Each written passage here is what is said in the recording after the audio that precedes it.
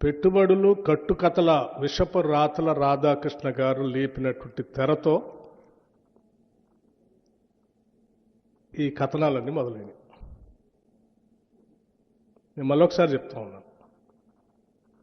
పెట్టుబడులు కట్టుకథలు విషపు రాతల రాధాకృష్ణ గారి తొలి పలుకులనే పేరుతో మొదలైనటువంటి కథనాలన్నీ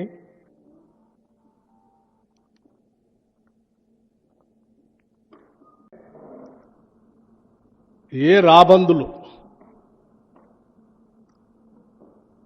ఏ గద్దలు, ఏ దోపిడీదారుల ప్రయోజనాల కోసమో ఈ కథనాలన్నీ వస్తున్నట్టుగా కనిపిస్తూ ఉన్నాయి.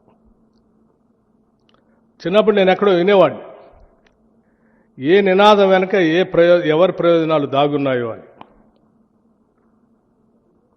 ఏ నినాదం వెనక ఎవరి ప్రయోజనాలు దాగున్నాయో అని. ఈ తొలి పలుకుల రాతల వెనక ఎవరి ప్రయోజనాలు దాగి ఉన్నాయో నాకు తెలియదు, కానీ ఇటువంటి రాతలతో తెలంగాణ సంబంధించినటువంటి అతిపెద్ద ప్రభుత్వ రంగ సంస్థ పైన నిందలు మోపే క్రమంలో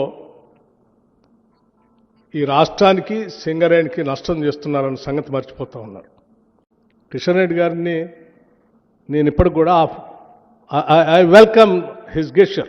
ఎగ్జామిన్ చేయండి, మీరు చేయాలి. రాష్ట్ర ప్రజలకి దేశానికి కూడా తెలియాలి. కేవలం కొద్దిమంది కొందరు వ్యక్తిగత ప్రయోజనాల కోసం రాష్ట్ర ఆస్తుల్ని ప్రభుత్వాలపై వ్యక్తులపైన అడ్డగోలు ప్రచారం చేస్తూ బతికేసేటువంటి వ్యక్తుల వాస్తవ రూపాలు బయట రావాలి. చేయండి అని చెప్పారు. It is an autonomous independent 105 years board ఏర్పడి 105 yearsతో నడుస్తున్నటువంటి ఒక అటానమస్ సంస్థ. 105 years నుంచి దాదాపు కొన్ని వేల మందికి ఉద్యోగ అవకాశాలు కల్పిస్తూ ఇటు రాష్ట్రానికి కేంద్రానికి కూడా ఆస్తులను అందించడమే కాకుండా చాలా ట్రాన్స్పరెంట్గా వాళ్ళకు ఒక ప్రొసీజర్ ఉంది. ఆ ప్రొసీజర్ ప్రకారం పోతా ఉన్నారు.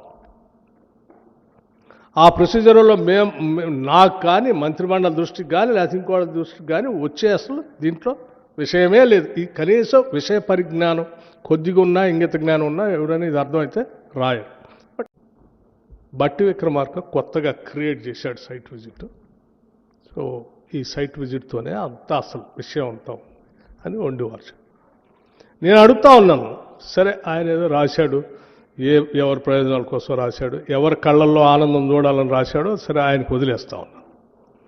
సరే ఆయన ఆనందం ఆయన ఎత్తుక్కుంటున్నాడు.